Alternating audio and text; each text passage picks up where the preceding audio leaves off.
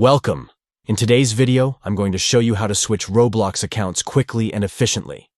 Whether you have multiple accounts for different games or want to manage your friends and family's profiles, switching accounts is a breeze once you know the steps. Let's jump right in. First, you need to log out of your current account. To do this, open the Roblox app on your device.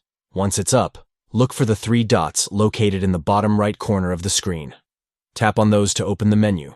Now scroll down until you find Settings.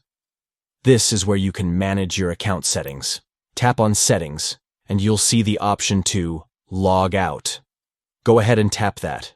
Once you're logged out, you'll be taken back to the main screen. Here, you'll want to tap the Login button to access another account. Next, you'll need to enter your credentials. Fill in your username and password in the appropriate fields. Make sure you double-check that everything is correct.